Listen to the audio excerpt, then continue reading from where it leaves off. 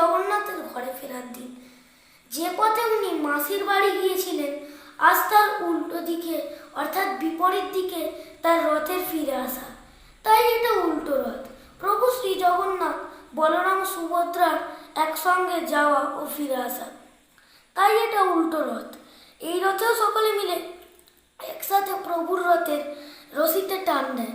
ভগবান তার মামার বাড়িতে থাকেন 7 দিন, সেখানে আনন্দ করে আবার নিজের আবাসে ফেরা, মাঝে ভক্তদের কাছে আসা, তাদের হাতের অন্ন গ্রহণ। এখানে শিক্ষণীয় বিষয় হলো যে প্রভুর মাধ্যমে আমরা যে শিক্ষা পাই তা হলো আমাদের জীবনের একঘেয়েমি কাটাতে কোথাও বেড়ানো উচিত। বেড়াতে গিয়ে আনন্দ করি, কিন্তু বেড়ানো শেষে নিজের ঘরে ফেরা, অর্থাৎ যেখানেই যাই না কেন আমাদের নিজের ঘর আমাদের সব থেকে প্রিয়।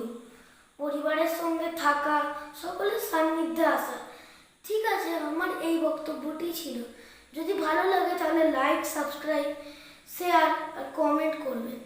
Bye bye.